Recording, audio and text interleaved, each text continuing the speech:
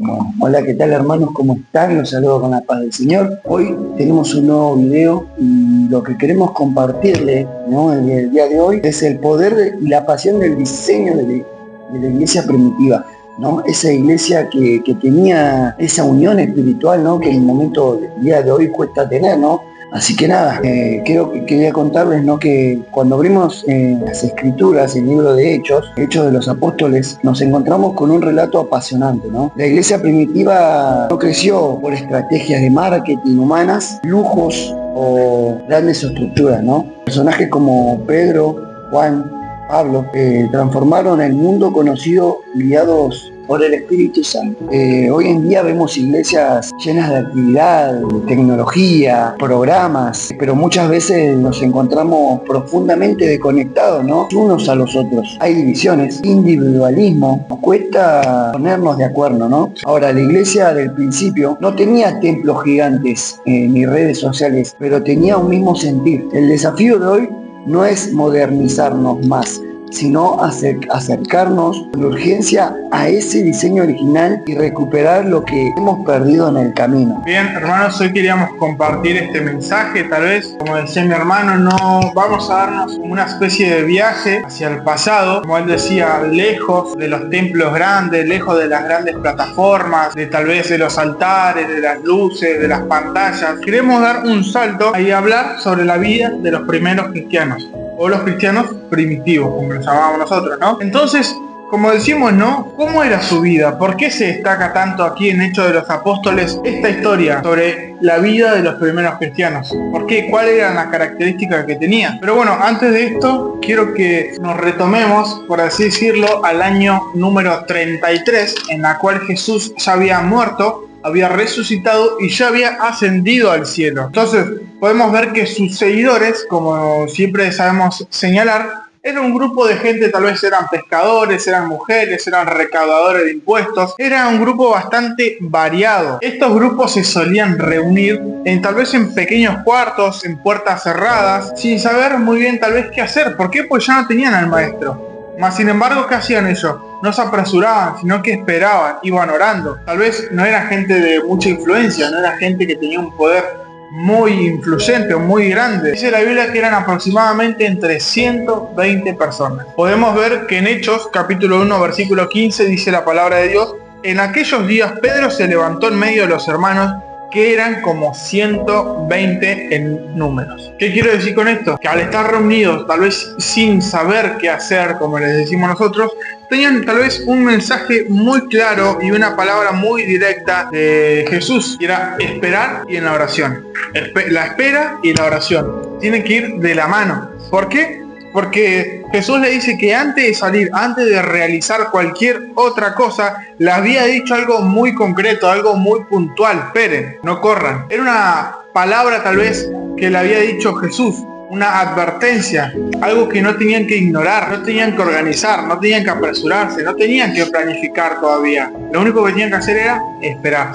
¿En qué? En la oración. ¿Qué queremos dejar con esto, hermano? La base espiritual de los primeros cristianos estaban firmemente cimentados de la perseverancia, ¿no? No buscaban novedades emocionales, sino profundidad en Dios a través de los hábitos comunitarios. En Hechos 2:42 dice: perseveraban en la doctrina de los apóstoles, en la comunión unos con otros, en el partimiento del pan y en las oraciones. La solidez de la iglesia dependía de aprender la palabra. En este caso estamos hablando de la doctrina, ¿no? Pasar en tiempo real juntos, en comunión, y orar, ¿no? Y clamar a la oración. Los hermanos estaban unidos, los hermanos buscaban de la oración, buscaban, como decía, ¿no? Tenían la doctrina que era la palabra. Entonces se unían, estaba diciendo la hermana, ¿no? Se unían para tener esa comunión los unos con los otros. Tenían el partimiento del pan y tenían la unidad en oración. Podemos ver que en Hechos capítulo 1, versículo 14 dice: todos estos perseveraban unánimes en oración y en ruego, con las mujeres y con María, la madre de Jesús, con sus hermanos. Entonces, ¿qué quiere decir con relación a lo que dice mi hermano? Es que todos oraban juntos, todos oraban unánimes, sin distinción de género. No era que importaba si era mujer, si era varón,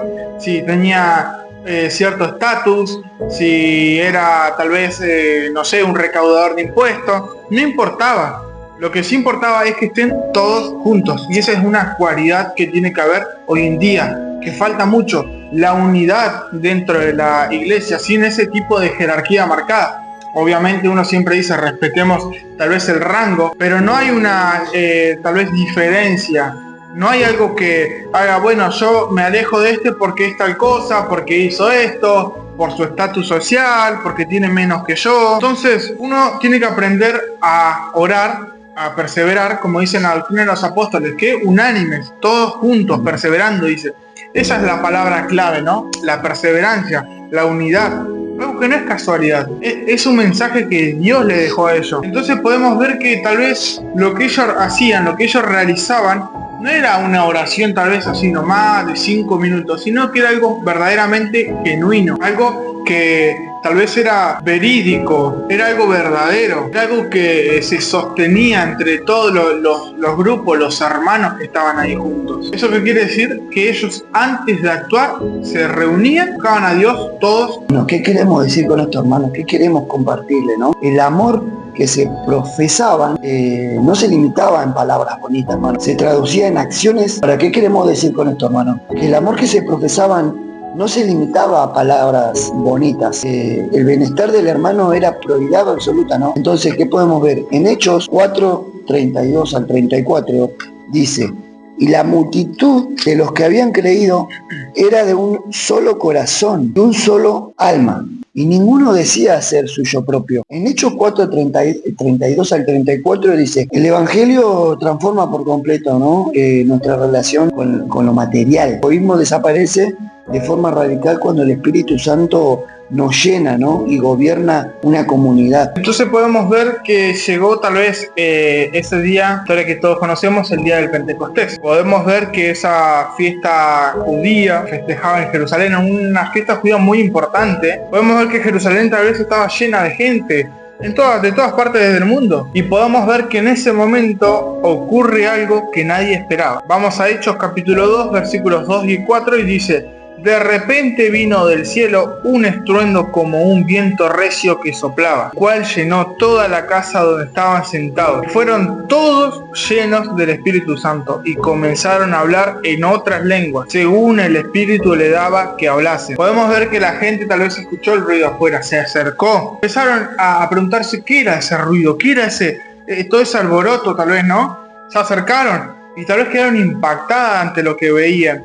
¿Por qué? Porque cada uno hablaba en otra lengua, en otro idioma distinto. Entonces podemos ver que tal vez algunos se burlaban, otros tal vez decían que estaban borrachos, que estaban ebrios. Entonces podemos ver que acá aparece un personaje bastante central, y es Pedro. Bueno, ¿qué podemos ver con esto, hermano? Que la iglesia primitiva no operaba, ¿no? En la comunidad, sino bajo una constante persecución, ¿no? Cuando las autoridades intentaron callar a Pedro y a Juan, su respuesta demostró dónde estaba puesta su fidelidad. Porque en Hechos 4:20, porque no podemos dejar de decir lo que hemos visto y oído. ¿Qué era eso? Era la palabra, era la comunión que tenía. O sea, cuando uno tiene cuando uno está buscando a Dios y tiene la palabra, tiene el sentir del Espíritu Santo, no puede callar, puede dejar de... O sea, uno oye la palabra, el Espíritu Santo entra, uno empieza a hablar, no puede callarse. Entonces, bueno, ahí podemos ver que en ese tiempo la iglesia primitiva era perseguida, entonces querían que callaran, por eso los perseguían, ¿no? Querían ser callados, pero eran, como dice, ¿no? Acá dice, su respuesta estaba en la fidelidad del Señor, porque el Señor los resguardaba en cada momento. Ahora, ¿qué queremos decir? ¿Por qué? En Hechos 4:31 dice: cuando hubieron orado, el lugar en el que estaban congregados tembló, y todos fueron llenos del Espíritu Santo, que hablaban con denuedo la palabra de Dios. Ahora, ¿qué tenemos? ¿Qué podemos sacar de acá? El Espíritu Santo les proveía valentía, ¿no? Les proveía fuerzas para vencer en los lugares hostiles o de las personas que lo estaban persiguiendo, para predicar la verdad. Entonces acá queremos que nos detengamos un poquito y vamos a hablar de esta persona. Una de ellas es Pedro. ¿Por qué? Porque podemos ver y resaltar acá que Pedro no era una persona intelectual, no era un sacerdote. Podemos ver que era un pescador. Notemos algo, no es cualquier pescador. Es aquel pescador que semanas antes de esto había negado a Jesús 3 veces. Y dice, no lo conozco. Tal vez lo negó con miedo, con vergüenza, pero lo hizo. Mas sin embargo, después del Pentecostés podemos ver un Pedro transformado, como decía mi hermano, un Pedro lleno de esa valentía que da el Espíritu Santo, ¿no? Para predicar sin vergüenza en los lugares más peligrosos, en los lugares tal vez donde no sabemos qué nos va a esperar, ¿no? Qué nos depara el camino, mas sin embargo dice que el Espíritu Santo los llenó de valentía. Podemos ver que en Hechos capítulo 2, versículo 14 dice lo siguiente: entonces Pedro, poniéndose en pie con los 11, alzó la voz y les habló diciendo: varones judíos, todos los que habitáis en Jerusalén, esto sea notorio y oíd mis palabras. Podemos ver que esta prédica, este sermón, no era algo preparado, no necesitaba un micrófono Pedro, no necesitaba que aparezca una gran pantalla. Podemos ver que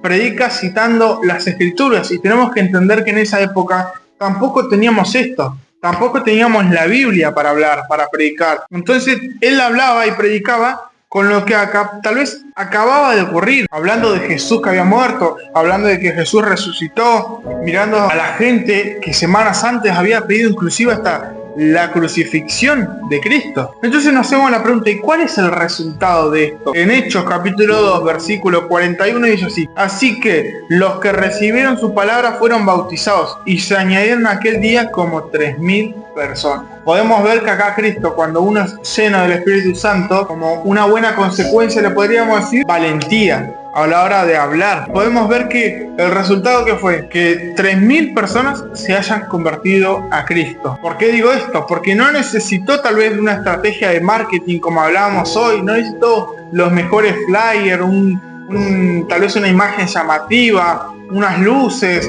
no necesitó una gran pantalla, tal vez una gran tribuna. Tu Santo que transformó a Pedro en ese momento, lo llenó del Espíritu Santo y hablando con convicción de lo que había visto y de lo que había vivido. Entonces podemos ver la diferencia entre el Pedro que había semanas antes negado a Cristo con este Pedro de ahora, que tal vez estaba capacitando, estaba en la lucha, tal vez escudriñando más. ¿Cuál fue la diferencia? El Espíritu Santo en él. Entonces podemos ver acá que hay algo que llama mucho la atención, algo que destaca de los primeros creyentes a los de ahora, y lo podemos encontrar en Hechos capítulo 2 versículos 44 al 45, y dice lo siguiente: todos los que habían creído estaban juntos y tenían en común todas las cosas, y vendían sus propiedades y sus bienes y los repartían a todos según la necesidad de cada uno. Varias cosas por destacar. Esto no era una obligación, no era algo obligatorio.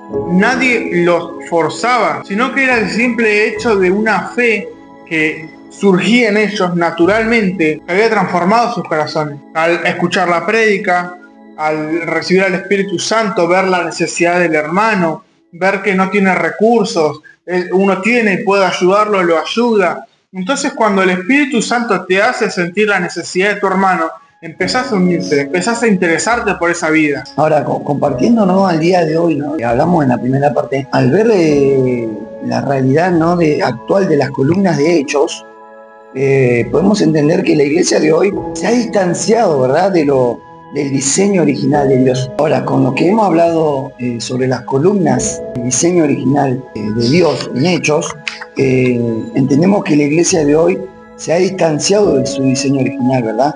No podemos conformarnos, debemos buscar activamente el acercamiento al modelo original. Es un llamado urgente, ¿verdad?, a ser un solo cuerpo, a tener unión con los hermanos. En la actualidad, el virus de individualismo ha afectado, ¿no?, a las congregaciones. Cada uno cuida su propia vida, su propia burbuja, como que digamos, olvidando por completo la conexión y el propósito con el cuerpo, ¿no? En la iglesia somos un cuerpo. Yo quería compartir un versículo en 1 Corintios 12 y después unos versículos más atrás. Dice, en versículos 1 Corintios 12, porque así como el cuerpo es uno, tiene muchos miembros, pero todos los miembros del cuerpo, siendo muchos, son un solo cuerpo. así también es Cristo. Bueno, ¿qué podemos ver con este versículo, hermano? Somos un solo cuerpo, amén. No podemos querer pelear, hoy soy mano y mañana quiero ser pie, soy pie y mañana quiero ser hombro o ojo o lo que sea, no. Cada uno tiene su función, cada uno tiene su propósito en la iglesia. Entonces, como un solo cuerpo, tenemos que ir para un solo lado, tenemos que ir para un mismo camino, que es Cristo. Cristo, como Cristo la cabeza, tenemos que dejar ese individualismo que tenemos en la iglesia, hermano. Tenemos que dejar de hablar del hermano, o como dice la palabra, negarnos a nosotros mismos, que incluye eso, ¿no? En el pensamiento, aún en las miradas, cuando miramos al hermano así entre ojos. Usted cuando viene a la iglesia, ¿qué viene a hacer? ¿A buscar a Dios o a ver qué hace el hermano? O bien, ¿viene a buscar a Dios o viene a fijarse qué hace o deja de hacer el hermano? Entonces eso también llama la atención. ¿En qué sentido? Uno no está pendiente de decir, bueno, el hermano está fijándose, no. Eso también influye, tener ese apartamiento, ¿no? Porque es un espíritu, vamos a decir la verdad, es un espíritu. Entonces ese espíritu empieza con uno, empieza con otro, y empieza a unir a otro. Entonces cuando nos queremos acordar, todos los hermanos dentro de la iglesia, hola hermano, ¿cómo andan? Bendiciones, pero por dentro, o sea, hay que examinarnos también, ¿no? Hay que tener unión en la iglesia. Para crecer todos juntos, tenemos que tener unión. Entonces podemos ver que lo que nos diferencia tal vez de los cristianos, podríamos llamarlos primitivos, o de los cristianos de antes, es que ellos tal vez no tenían un templo, no tenían grandes presupuestos, no tenían ningún tipo de influencia en esa época. No tenían tal vez, como decimos, la teología, no tenían la palabra, no tenían la Biblia, nada. Pero no tenían nada de lo que hoy consideramos tal vez necesario para que nosotros empecemos a predicar, para que empecemos a evangelizar, para que hagamos una iglesia. No tenían ninguno de los requisitos o tareas o materias o herramientas para comenzar una iglesia, pero sí tenían una unidad, una verdadera unidad, genuina, algo verdadero, algo que se sentía. Era un cuerpo. Algunos eran manos, otros eran pies, otro era nariz, otro era boca, oído, ojo. Entonces podemos ver que algunos estaban para predicar, los otros para evangelizar, había otros que estaban para tal vez cubrir, para ayudar, para fortalecer. Tenemos distintas tareas. ¿Pero qué quiere decir? ¿Cuál es la cualidad? ¿Cuál es la característica de todo esto? Que estaban todos unidos, unánimes, en un mismo sentir, dice la palabra. Esa es la característica. Y es algo que se ha perdido durante largo tiempo. En la actualidad está pasando. El individualismo, como decíamos, es algo muy recurrente en las iglesias ahora, hoy en día. El hecho de pensar de que yo soy más, o el hecho de anhelar ciertos cargos, ciertas categorías, hace que se distancie y hace que se disperse el cuerpo de Cristo. En 1 Corintios 12, ahora voy a decir del 5 al 26, dice, para que no haya desavenencia en el cuerpo, sino que los miembros todos se preocupen los unos por los otros, de manera que si un miembro padece, todos los miembros se duelan con él. Y si un miembro recibe honra, todos los miembros con él se gozan. Tenemos que estar unidos. Si el hermano está triste, estemos tristes con él. Acompañémoslo. Si el hermano está gozoso, gocémonos con él. O sea, tenemos que estar unidos, ¿no? Está diciendo la palabra. Si un cuerpo está enfermo, hay que enfermarse. ¿En qué sentido? Acompañarlo en el proceso que tiene. Y ahí tenemos que, unirnos en oración, tener compasión, tener amor por el hermano, porque si no tenemos amor por los hermanos que tenemos en la iglesia, no podemos tenerlo con los de afuera. No podemos predicarle al de afuera si no tenemos amor con la iglesia, no tenemos amor con la iglesia, no con los hermanos. Porque dice, nosotros somos un solo cuerpo en Cristo, entonces no podemos predicarle a los demás si no podemos amar lo que tenemos adentro. Entonces, un llamado de atención a nosotros mismos, ¿no? Veámonos, digamos, a ver, ¿qué tengo que cambiar? ¿Qué podemos hacer para poder ser esa iglesia primitiva, ¿no? Que se juntaba para adorar al Señor con amor, en unión. Amén, hermanos, queríamos tal vez dejar esta reflexión, como decía mi hermano, como un llamado tal vez a que nos autoexaminemos nosotros mismos y reflexionar en qué estamos haciendo. ¿Por qué? Porque el eje central de todo esto, además de la unión, es que la gente es que los cristianos de antes ponían al Espíritu Santo como protagonista, no como un tema de conversación. Era el eje central, el Espíritu Santo. Entonces, cuán importante es anhelar la presencia del Espíritu Santo, y Él hará el resto. Él, cuando nos llena, nos trae la convicción, nos trae la valentía, como hablábamos, la gana de poder predicar, el anhelo, el deseo, las palabras. Entonces, esa es la pregunta, ¿no? ¿De qué hemos dejado que realmente vale la pena recuperar en los días de hoy? Entonces, hermanos, queríamos dejar esta reflexión haciendo alusión a los cristianos de antes, ¿no? ¿Qué diferencia hay entre los cristianos de antes, los primitivos, con nosotros? Y busque, hermano, busque. No se fije en el hermano. Ore por el hermano. No se fije que haga mal o que piensa. Ore por él para que pueda cambiar su actitud, para que pueda unirse a usted.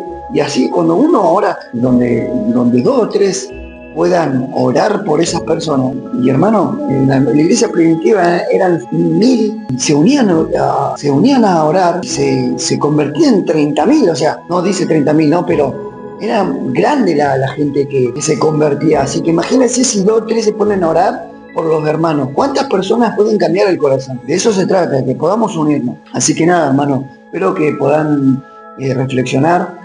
Nosotros también, ¿no? Podamos reflexionar todo, podamos unirnos, ¿no? Podamos ser ese cuerpo, ese diseño original que Dios había preparado para la iglesia. Así que nada, hermanos, queríamos dejar esta reflexión. Si le ha hecho pensar, si le ha sido de edificación, bueno, déjelo tal vez en algún comentario, compartiéndolo, que eso se valora mucho. Así que nada, hermanos, queríamos dejar esta reflexión y nos vamos a ver en el próximo video. Que Dios los bendiga.